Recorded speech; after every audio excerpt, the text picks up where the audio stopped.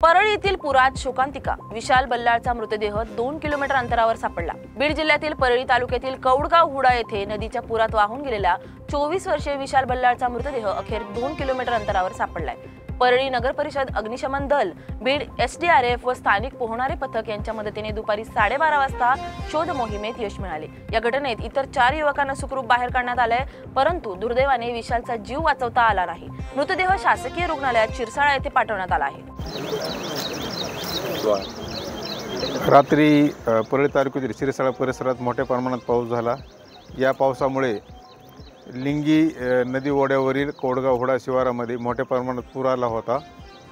आपल्याच तालुक्यातील परळी तालुक्यातील डिग्रस येथील 4 मित्र परळी येथील लग्न समारंभ आटपून बलेनो कारने कौडगाव हुडा मार्गे पोहनेर मार्गे डिग्रसकडे जात होते, परंतु रात्री 11:30 ते 12च्या सुमारास त्यांना या नदीवरील पाण्याचा अंदाज न आल्याने व रात्रीची वेळ असल्याने त्यांनी कार पाण्याच्या ह्याच्यामध्ये वाहून जात होती आणि हे 4ही मित्र कारबरोबर वाहून गेले, परंतु त्यापैकी 2-3 जण मित्र झाडाला अडकलेले होते पुराच्या पाण्यामध्ये।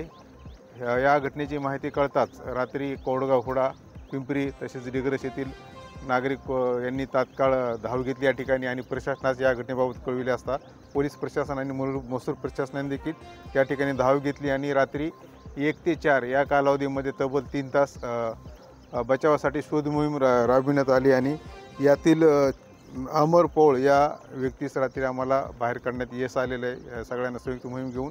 परंतु रात्रीचा जोरदार पाण्याचा प्रवाह आणि रात्रीचा अंधार यामुळे पुढील मोहीम घेता आले नाही, परंतु सकाळी उजळल्याच्या नंतर लगेचच या ठिकाणी पोहनेर येथील भोई समाजाचे पोहणारे व्यक्ती आणि ग्रामस्थ प्रशासन यांनी पुन्हा मोहीम सुरू केली व त्यातील 2 जे पुरात अडकलेले होते त्यांना देखील बाहेर काढण्यात यश आलेलं आहे।